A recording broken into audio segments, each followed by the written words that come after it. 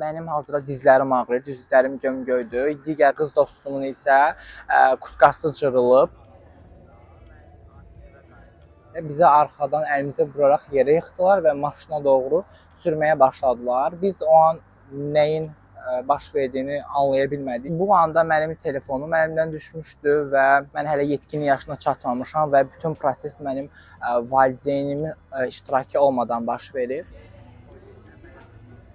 Biz qanunsuz şəkildə dindirildik, barmaq izlərimiz götürüldü, bizdən siyasi partiyaya üzv olub olmadığımız, siyasi fəaliyyətimizin olub olmadığı, ümumiyyətlə bugün şəhərə niyə çıxmışdıq, feministmi, LGBT-yəmmi, niyə LGBT-yəm, bu dəyərləri təbliğ eləyirəm, nə vaxtdan özünü bu cür hiss eləmirsən və yaxud hansısa təşkilatın üzvüsən kimi mənə suallar ünvanlanırdı rəis tərəfindən.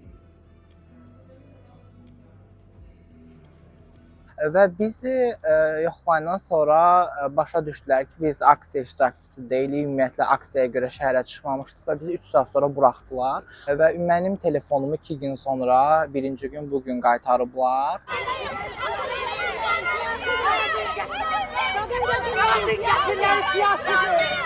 Polis bölməsində isə mənə belə aydın oldu ki, məni ona görə saxlayıblar ki, mən ötən il feminist aksiya iştirakçısıyam və hazırda Azərbaycandayam və bu gün 8 mart günü mən şəhərdə gəzdiyim üçün mənim aksiyaya keçirmək, etiraz etmək potensialı gördükləri üçün məni saxlayıblar.